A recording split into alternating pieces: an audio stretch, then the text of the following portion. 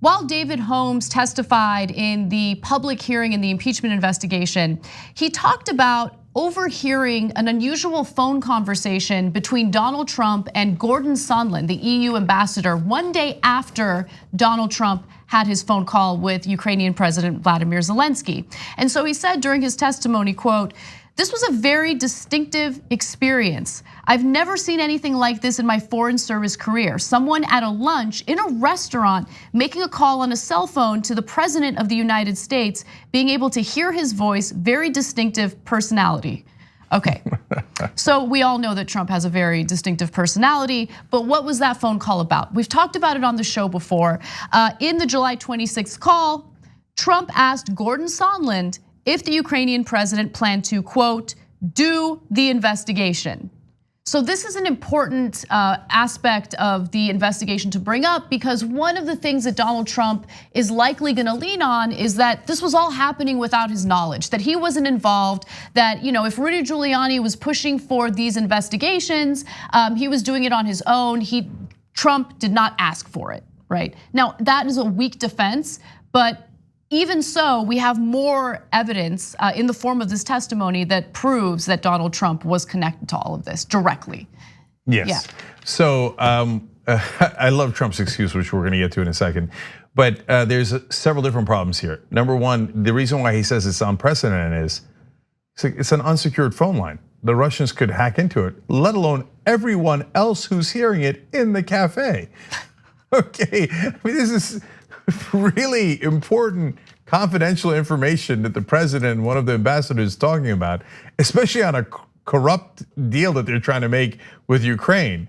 And they're so careless. They're like, did they do the investigation yet? No, Jake, I mean, look, this is bad, obviously. But I mean, we knew that he really had no sense of, hey, these conversations are sensitive, stuff could be classified. I mean, he still goes to Mar-a-Lago all the time, where a bunch of foreign leaders have bought the membership and they're like hanging out, and Donald Trump's hanging out there as well. Like, you don't think he's having conversations about classified material, like in the middle of like the dining room or whatever? Look, I assume and hope that the Secret Service is good at their job and they've debugged the place, but that Mar-a-Lago has got to be a nest of spies. Right. I mean, the Russians, the Chinese, etc.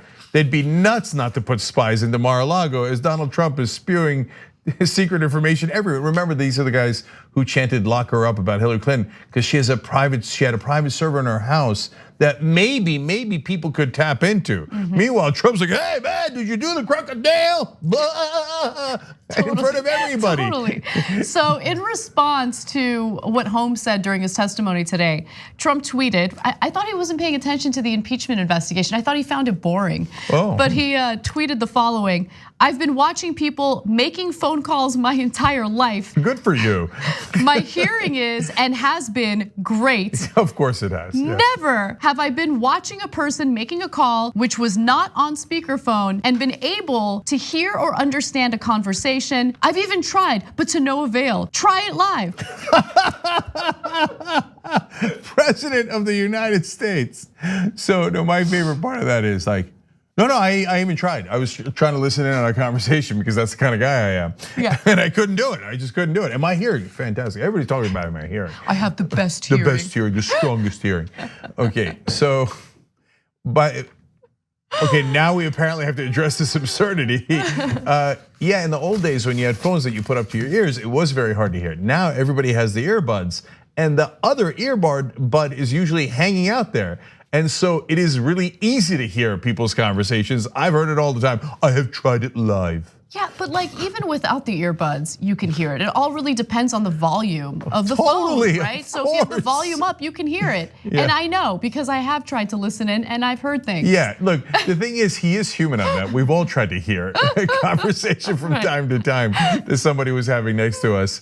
But I like that he's president and just acts like, no, I try to listen in on other people's calls. But to no avail. Can't do it, to no avail.